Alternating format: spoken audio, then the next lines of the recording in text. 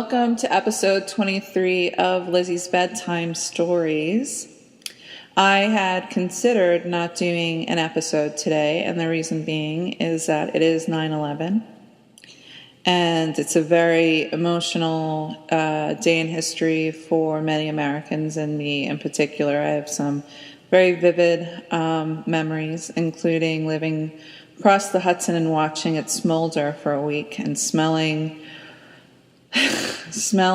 what can only be described as tar, fire, smoke, and what had to be burning remains. So that's really freaky to have dealt with that. And I was a wreck. I even went to church every day. Not really huge on that, but it actually helped me feel better. So originally, I was not going to do an episode because Lizzie's Bedtime Stories is for entertainment purposes. The stories are either entertaining, enjoyable. Some of them are erotic. And I just didn't feel like that was appropriate. And so I asked my friends, Roxy and KL, to see if they would like to do a reading for this episode, and they're going to be sharing their personal accounts of that day in history. So I am welcoming both Roxy and KL to the show. Hello. Hello. Hello. Somber episode. Somber episode, yes. Somber episode. And so, Roxy, do you need to do a little intro, or is it already built into the story? A bit of it is in the story. So I could either give a little bit of background now and then do it, or just jump right on in with, how I basically wrote something that explained how I felt that day and how things went, from that day forward. Okay. Just for listeners' benefit, Roxy was in the military at the time. Yes. And this was during Don't Ask, Don't Tell, and effectively means that anybody's partner, gay men, lesbians, and whatnot, they have no rights. And they have no right to get in touch with their partner. And this was an awful day for the two of you. How long had you been together at the time? Actually, it hadn't been that long. It probably was about a year. Okay. Yeah. Okay. We just bought our house and stuff, too. We'd actually only had our house together for a few months before this. Exactly. About 4 months, actually. Yep. All right. So Roxy is going to read first because she was the one in the military. And then her wife, KL, is going to share her side. And then we're going to have a little chat about that day and our personal experiences with it. And this is a serious episode. And I hope that people are able to get something out of it. If at the very minimum, just learning a little bit about current history. So Roxy, why don't you get us started? Certainly. Well, as you know, I can only tell you my story, how that one event, 9/11, affected me and mine. I can only tell you what it felt like as a service member who was secretly gay at the time and in a relationship I couldn't acknowledge. I was on active duty in the military. After spending 3 years on a Navy warship, I was assigned to shore duty finally in a very small clinic just south of Norfolk, Virginia. On 9/11, when the televisions in the waiting room started to blare all the news, we all stopped and just stood. All the patients in the waiting room were silent. We were silent. Everyone was pale as ghosts and as still as statues. We were all wearing our Navy whites. It was like watching a scene in a horror movie. First one tower was struck and then the other. And as we stood horrified at the flames and smoke, wondering how it could get any worse, the silent explosions as the footage continued to roll live gave us an unwanted glimpse of hell on earth as the towers folded in on themselves, toppling in a ball of flame and taking all those lives with it. My first thought was, oh shit, The second was, when are we all leaving? I was sure I would have marching orders to leave the country with the Fleet Hospital I was assigned to within the day, if not within a few hours. No one was allowed to leave right away, not until everything was sorted out, so everything was a hurry up and wait game. Then we were told to go home and pack our bags. We had to be able to leave at any time, and we were expected to be prepared. As I drove home, my emotions were a jumble of fear and sadness and anticipation, and a huge realization overwhelmed me and sent me reeling. I would be leaving the love of my life with the knowledge that I might not ever return. This angered me, and it made me rethink my role in life. I love the military, and I'm fiercely loyal to this country, and I believe in everything that makes this country great. I only had one problem. My country didn't love me, not the way I needed it to. You see, I was living in the time of don't ask, don't tell, which those who don't know, and there are many, was actually don't tell, don't ask, don't act. Every year I had to have training on what that meant, and I had to sign a piece of paper saying that I was instructed in what would happen if I was found out. It was humiliating and degrading at each time, and it hammered into me what the military would let me get away with and what it wouldn't. As religious extremists attacked our country for being who we are, I and all my brothers and sisters lived in a similar microcosm of fear and hatred. You see, it was okay to be gay as long as you hid it, which meant leaving us only the barest scraps of American freedom to enjoy. I was risking life and limb every day, and in exchange, I was denied the right to find someone to love and spend my life with. So in effect, casual liaisons were encouraged in that they were safer and didn't create a situation where exposure risk climbed to levels that might get you kicked out. Don't ask, don't tell encouraged promiscuity and created a slew of service members whose safest source of comfort was one-night stands in casual relationships. Does that sound familiar? So as I watched those towers burn, I remembered what it felt like to come back from past deployments when I was single. I would walk off of my ship and pass the hundreds of reunited families happily crying on a crowded pier, and I realized that if I left, I would be denied that on my return. I would have to skulk, alone and assumedly unattached until I was safely off military property to my vehicle. I would have to wait until I could hide within the interior of my car and take advantage of the darkness behind tinted windows to even surreptitiously hold my partner's hand. Then I would have to wait until the privacy of my home to embrace my love and cry in happiness that I survived. This is what 9/11 taught me, and probably many others like myself. I was fighting for an idea that was being held down by the very people who looked to me to protect them. Should I describe the difference in how people looked at me when I walked down the street in uniform after 9/11? When nationalism and national fervor rose to unprecedented levels? It was very different from the scowls and looks of disapproval sent my way if I held my lover's hand in public. 9/11 was designed to break us as a country, and in a way it did. It paved the way for paranoia and a return to a Cold War view on what was considered good and right in the world. It all became very black and white. Fundamentalism rose out of those ashes along with the Tea Party and all its glorified hatred. We as a people were afraid for the first time in a very long time, and our people couldn't stomach it. We weren't vulnerable like that in the past, so therefore the past must be a better way to approach things. Let's bring it back. That was the idea, the thought. At least that's how it seemed then. I've never seen such a tragedy tear apart the forward momentum of a country as badly as 9/11. It should have brought us together as a country, but it didn't. Instead, it took away our liberties, our right to privacy, and created extreme paranoia. It made me even twitchier. Each day I went home to my lover and partner. You see, I lived in fear that any day I would be called in on my superior's officer. Discovered at last and subject to the loss of my career, it would be at the whim of anyone.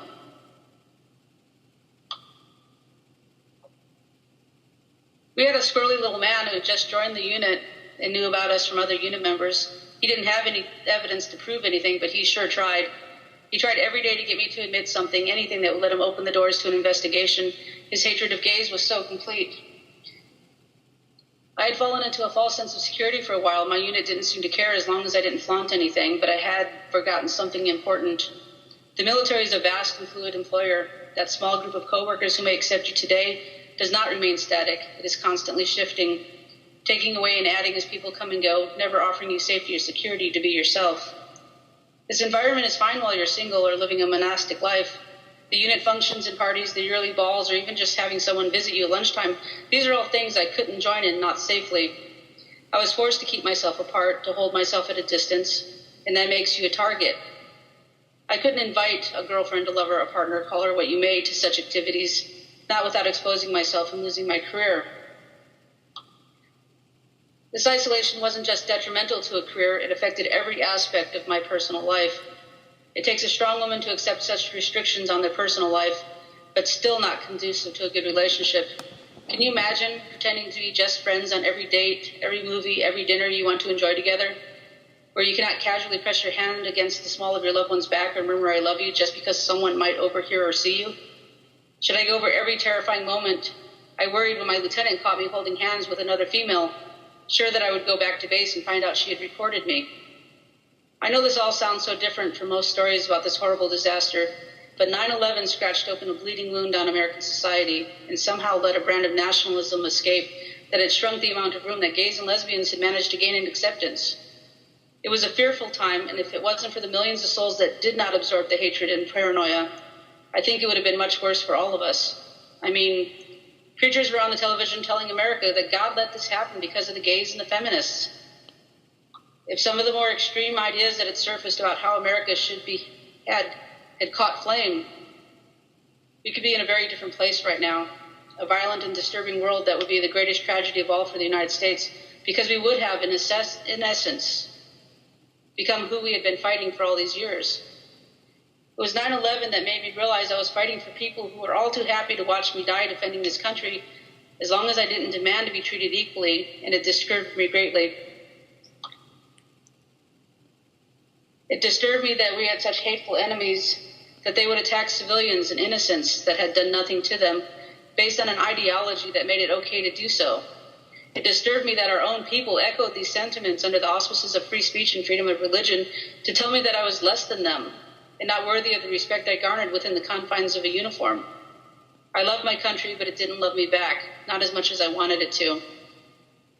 As I observed the blank expression on our president's face as he was informed of the tragedy, I realized he didn't care either. He was my commander-in-chief, and if he didn't care if I left someone behind who had no support and no benefits if I was to perish, who was? If you love someone with all of your heart, could you do that? Be someone that might be gone the next day at the will of your country and be told that she would have nothing left of you but a flag and a memory? It is a difficult decision, but really, if you love someone that much, would you have done anything different than I? I regret that my country wasn't ready to accept me, to accept us at that time, but I never regretted my decision. I didn't use being gay as an excuse to get out of my duty. It felt dishonorable to me. I didn't want my career to end on such a note that I chose being gay over my country because that was how they made it sound, how they made each person dragged through the military courts feel. I simply left when my time was up. I hope that someday things would be better, and if they did get better, I would be here to see them, and I have. It eventually has gotten better.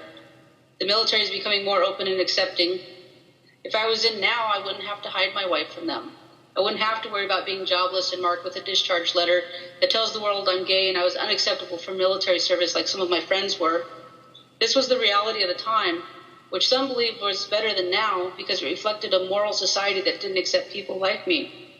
I believe they're wrong, simply because I watched as some were allowed to weep in the arms of a loved one as those scenes played out on national television, while others had to hold themselves apart in order to maintain a level of decorum forced on them by intolerance and bigotry.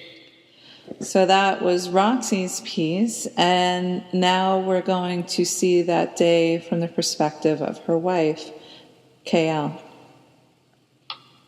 So I can't talk about being in the military since I was never in. All I can do is talk about how I felt that day and the days that followed. It started off as a completely normal day, as everyone knows. I went to my maintenance job, signed in, and grabbed my painting equipment. I was balancing quite precariously on the edge of a desk so I could paint some trim, because they were trying to hide that the building was actually falling apart, when my coworker, Piggy, and yes, that was his name, came into the office in a rush and turned on the TV sitting in the corner. I didn't pay much attention to what he was doing until he started talking and not making a whole lot of sense. I caught one phrase: someone just crashed their plane into one of the towers. And I was like, what tower? Yeah. And then he was like, it was in New York. I'm like, oh, shit. So that got my attention immediately. Then the second plane hit, and I was definitely like, oh, man, what's happening? And I remember sitting on the desk and staring at the TV in disbelief. What the hell had just happened? As the news reports started coming in, I pulled out my phone to call Roxy, except I couldn't get through. I knew then her base had gone on lockdown. For 2 hours, I sat there and kept trying to call as we all clustered around the TV, listening to various reports coming in. I was so worried that Roxy was going to get shipped out. What if they didn't even let her come home first? I really didn't know what to expect. I wasn't recognized as family, so I couldn't get on the base. And I definitely couldn't get on if they were on lockdown. All of a sudden, I felt her presence behind me. Her clinic had closed, and she had come to see me, to reassure me that she really was okay. She had stopped at home quickly to make sure I wasn't there and had changed into her civvies so I wouldn't have to worry about someone seeing us who shouldn't, as I rushed into her arms. Luckily, where I worked, everyone knew about me and her, and there was no issue that they would judge us, especially on that day. We just stood there taking comfort from that desperate embrace. Since no work was going to get done, and it wouldn't have mattered anyway, I bailed out the back door and we went to a local restaurant on the beach to just sit and be for a few minutes. I knew when I first met Roxy that she was in the military, and I was so proud of her, even when it meant being extra careful in public. But until that moment, I had never realized what it fully meant that she was military. I was so sure as we sat in the restaurant clinging to each other's hands that she was going to be leaving me for a very hostile place. The one person who meant the most to me might leave never to return, and there was no one I could talk to. There was no one to tell me it would be okay or give me false hope. I wouldn't have even been allowed to see her off. To the military, I was just a friend and roommate.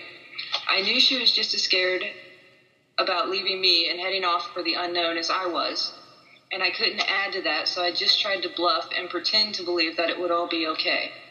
In the end, it was for us. She was assigned to the security detail on her base to cover others who were deployed, and even though it wasn't without its own possible dangers, at least she still got to come home. When the time came for her to get out, it wasn't what she really wanted. She had actually been targeted because of a little twerp who tried everything to get her to admit she was gay. So instead of re-enlisting and going officer like she had planned, she chose me. She chose us. Once again, I was so proud of her. She took a chance on an unknown future so we could be out openly. I am so glad to see that the military has changed so much since then, and that our service personnel and their partners can now be open. It really wasn't until 9/11 that I realized the difficulties of being gay in the military, both from our servicemen and women's point of view, and also from a very much loved one. Is that the end of your excerpt? Yes. Yeah. Ah, that just fucking sucks. Yeah. Why? No, not your reading, honey. Oh, like, maybe a little bit of segue in there. No, not your reading. The reality of it all. Yeah. Even when I was in active duty and everybody was like, but don't ask, don't tell means you can be gay in the service. And I was like, no, you don't understand what it really means. You can't let anybody know. You can't be with anybody. And if they find out, you're pretty much out. Yeah. Literally. Don't ask, don't tell, don't act. And they really did expect people to live like this celibate life if you were gay.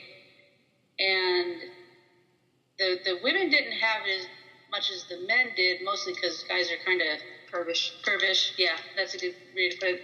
But the guys had a hard time. I didn't even realize how hard it was until I met her, and I had been around military people my whole life. Mm-hmm. Since I grew up in Norfolk, Virginia, before we moved to North Carolina, which was still right over the border. So, I mean, I was around military people, bases, everything, and I still never realized until I met Roxy how difficult it actually was being gay in the military. And it really didn't hit home for me until that day. Yeah, for me, obviously it's not exactly a segue, but, it just made me think about contacting family. Mm-hmm. And I knew, I was in New York City, was working at LexisNexis at the time, which was across the street from Grand Central Station. And when all of this was going on, I made sure to check in with my family. And we were kind of stuck in the reception area. They'd put a TV up so people could see what was happening. And I remember just like sobbing at my desk, and people were asking me, "Do you know somebody there?" And I said, "No, but there are a lot of orphans, people losing their wives and husbands, their parents, their loved ones," and that was devastating to me. Mm-hmm. And so we were in the office. We were getting emails from folks about the planes, the Pentagon, Pennsylvania. And then we were told around noon that we could go home. Mm-hmm. So, my friend Matt lived in the village, and the village is, say, about roughly 40 blocks or so, depending on where you live, 40 blocks away from where he lived. And my feeling was, and I told this to him as we were waiting for news, that I don't want to be in a bus. I don't want to be on a boat or in a tunnel. I don't want to use the path, which goes under the Hudson River to take me home. I didn't want to take a bus and be caught in the Lincoln or the Holland Tunnel. And, I was trying to use all of my faculties to make the safest choices in what was, a horror scenario. Yeah. So we came downstairs, and this is the part where, I get to the part where I had to call my family. We came downstairs, and we got off the elevator, and we were walking towards 42nd Street, which is where Grand Central is. And I saw thousands of people running. And my assumption was there was a bomb threat or something was about to happen at Grand Central. And so I grabbed my wonderful gay boyfriend by the wrist, who's so sweet, but not assertive enough. So I grabbed him by the wrist, and I took him through the back towards Park Avenue. And we were going through the cafe, deli, to get outside, and I had to shoulder through people because some assholes decided that they wanted to stick around and look at Grand Central to see if they could watch something blow up. Whether it's a sick fascination or I don't know, but I was like, get the fuck out of my way. And I grabbed him, and I was running away from Grand Central. And for those of you who don't know, like, the geography of it, we were on Park Avenue, which had a lot of, Grand Central Station, obviously, trains and subways.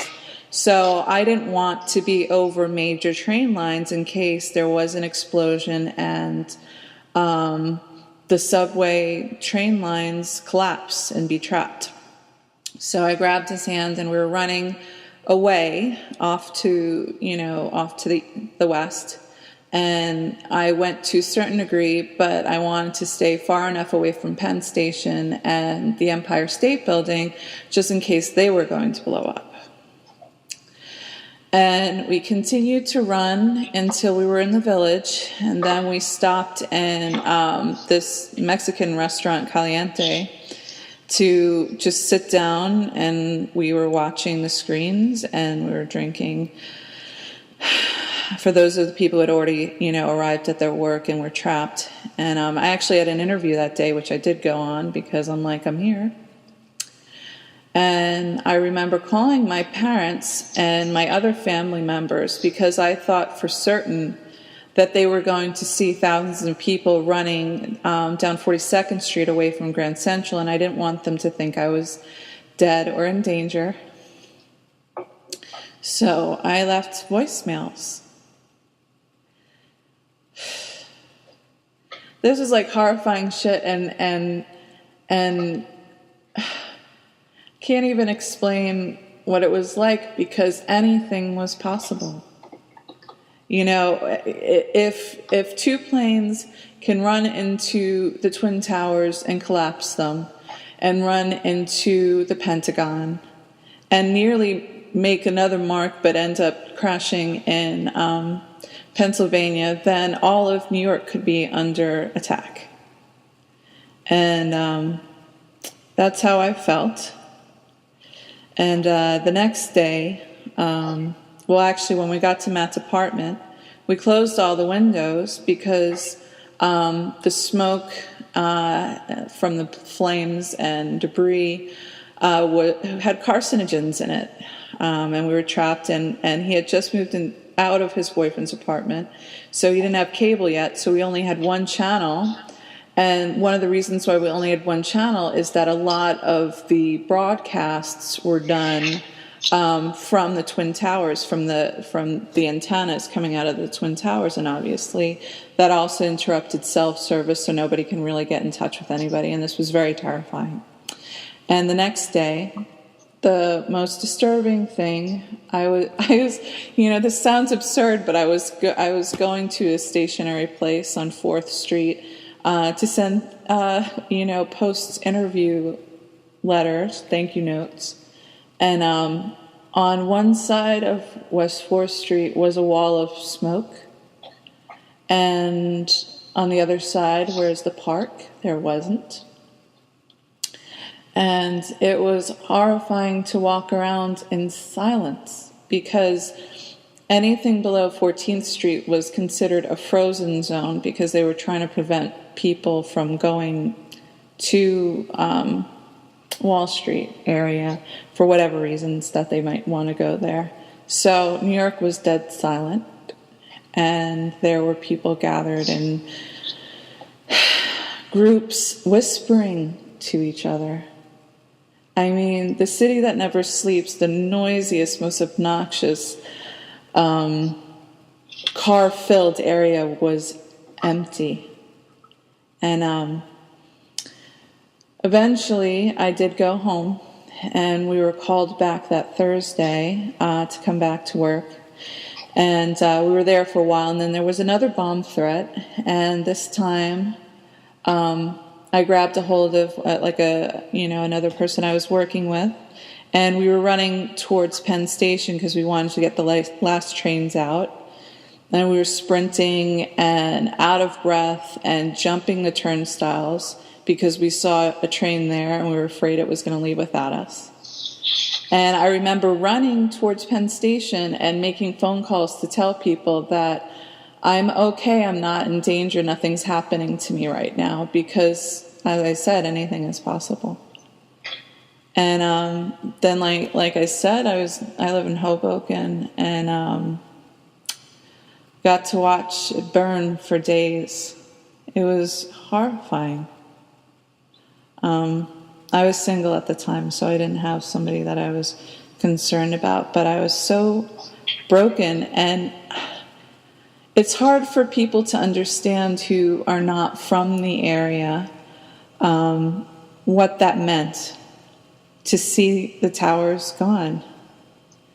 You know, to see something that had been there my entire life gone. Thousands of people dead, and Hoboken is a bedroom community.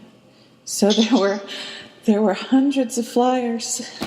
People, have you seen this person?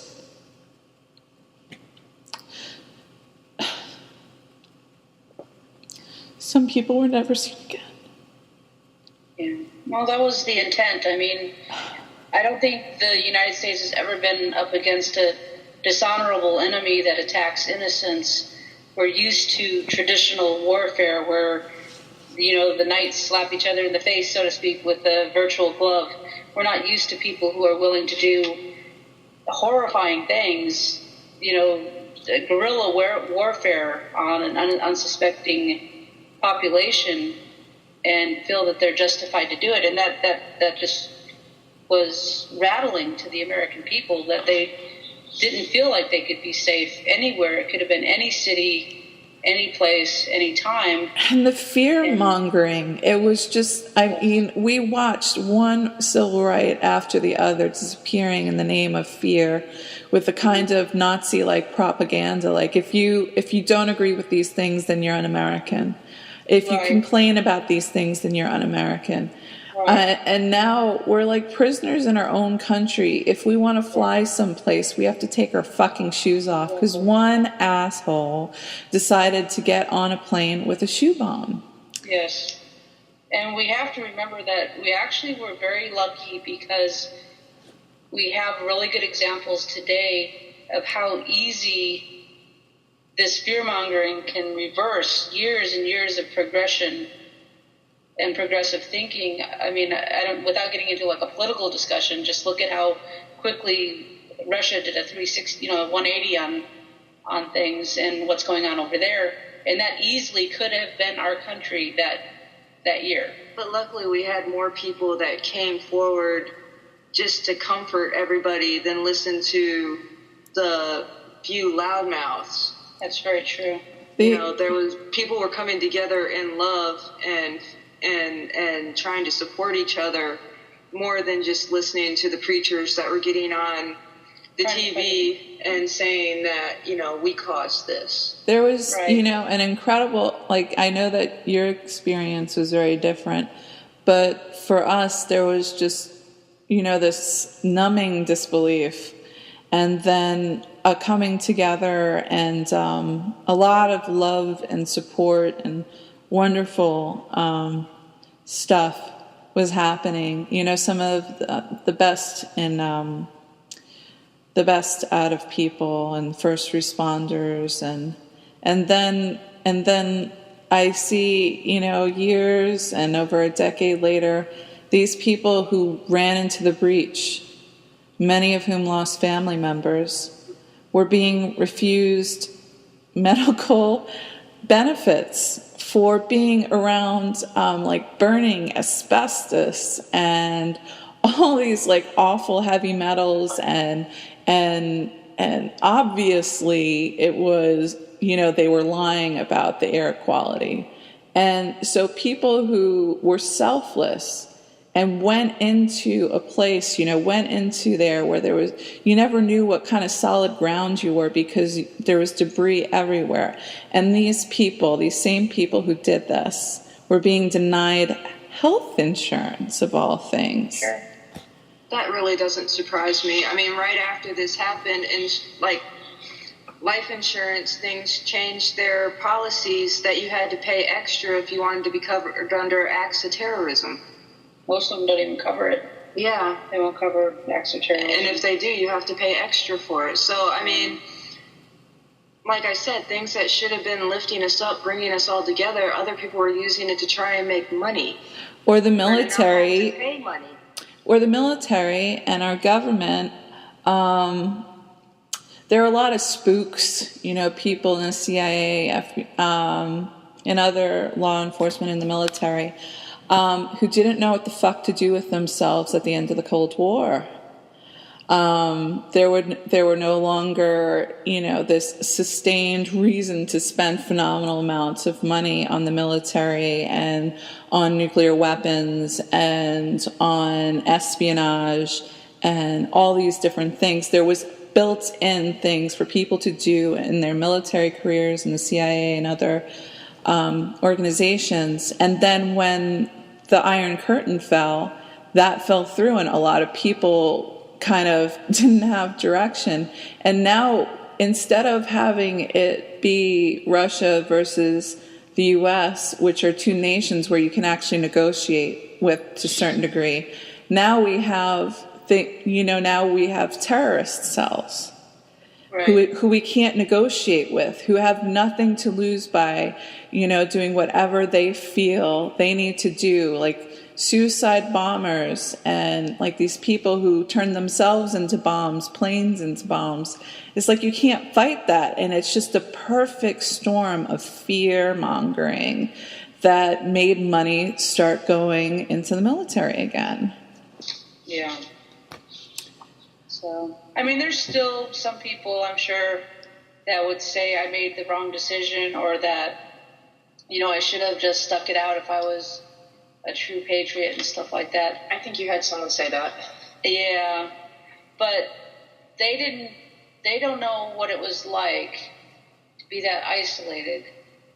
And they don't know what it's like to think, if I die, my partner, my wife, will have nothing to live, to eat, to pay the mortgage, to do any of these things.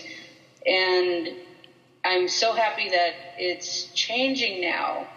And I had full faith that it would change eventually. I'm actually surprised at how quickly it has changed. And I was hoping for quicker. She was hoping for quicker.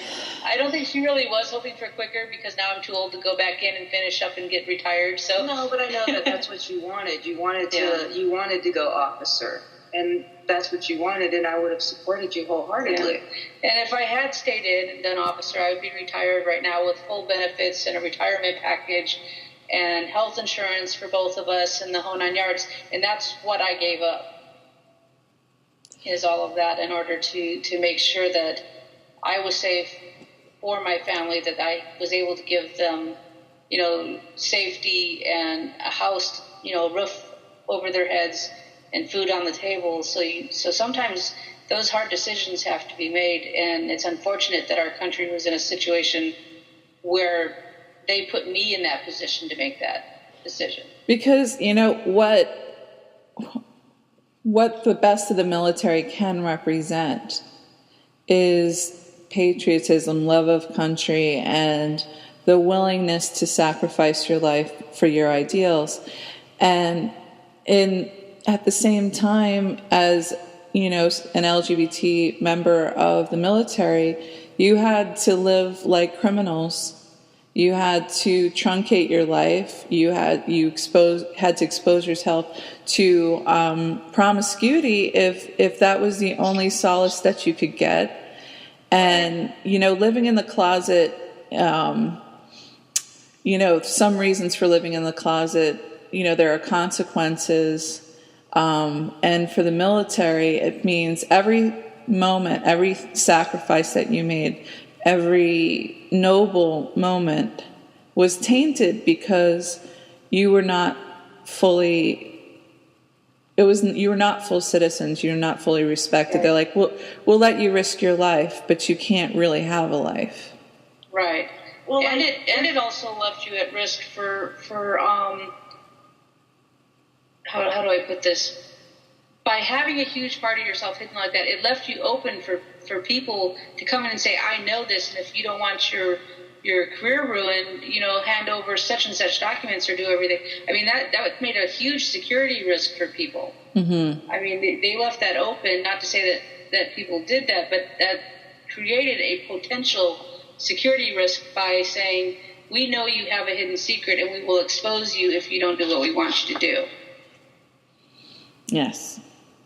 So it's just all in all a bad situation. But the whole thing is you're supposed to be in a job where you're a part of a team, but you're never really part of the team because you can never be fully yourself. You can't go out drinking with your buddies because, a couple of drinks and something might slip, and you'll say something. So you're always holding yourself apart and always watching everything that you're saying and doing. Yeah. And it's very hard to be hypervigilant like that. Or like even when she, think about the people who can't hack it, who take their own lives, who, it's ugliness of having to hide yourself and being vulnerable to opportunistic people and, perpetuating self-loathing and sometimes internalized homophobia, or the cases where queer people have outed others, and behaved in a way that was like hyper heterosexual or, whatever they needed to, make themselves less vulnerable. It just brings out a lot of ugly behavior, and it's unfortunate. we could continue on this topic for a long time. A lot of important What were you going to stuff. say, Tristan? No, it's okay. Okay, she got it. Okay. I don't want you to. So No, I was just thinking about like when we, I was talking about calling loved ones and stuff, and I was like, I did leave out, I did call my mom and stuff right away, but I knew if Roxy got deployed that my mom, even though she would mean the best, would not actually be able to help me through it because she would be just as torn up. mm-hmm. She would be just as affected by Roxy leaving as, not in the same way, obviously, but, it would still affect her because from day one, she has considered Roxy a daughter-in-law. Mm-hmm. So, even I actually had, they give like family members and stuff support groups that they can go to if your loved one is on a deployment. Mm-hmm. Just even a regular deployment, they have support groups for it. And chaplaincy and everything else. yeah, and they don't, and now I guess the gay couples that are in and stuff, they actually can get that for their partners, yeah. and that's great. But they didn't offer that then. No. So I wouldn't have actually had anyone that I could talk to who would be understanding. Yeah, and the really crappy part about it, in the long run, and the one reason that it did make that decision for me to get out was that I was hearing stories of people who were gay, were being deployed, a partner or loved one would out them, and they were holding investigations until their overseas wartime deployment were over. In essence, letting them be in a war zone, doing their job for a year, 6 months, a year, 2 years even. And then the minute that they were, survived that situation and went back to home, stateside, they would start up the proceedings to have them discharged. That just makes me want to vomit. Yeah, it does. And at that point, I was like, if they're willing to do something like that, then I really feel like honorably I'm okay with it now, because I can't believe that you would let someone sit at the front lines and say you're against good order and discipline. That's why we don't have gay people, but you can go sit behind an M16 for a year with your buddies in a foxhole, and the minute you come back, if you come back with your legs shot off, and then we'll kick you out for being gay. But meanwhile, go for it. Fight our war for us. And that sort of behavior was not honorable to me. And at that point, it was not not compatible with how I felt inside anymore. Well, it's one thing to kick you out for being gay. It's another to send you over and then kick you out. Right. That's just so disgusting. Ugh. I can't even fathom it. I want to thank Roxy and KL for coming on and sharing their experiences on something very personal, painful, but nonetheless an important record for our community, and that's something that I hope to do with my show. I really appreciate you guys coming on. No problem. Glad we could help.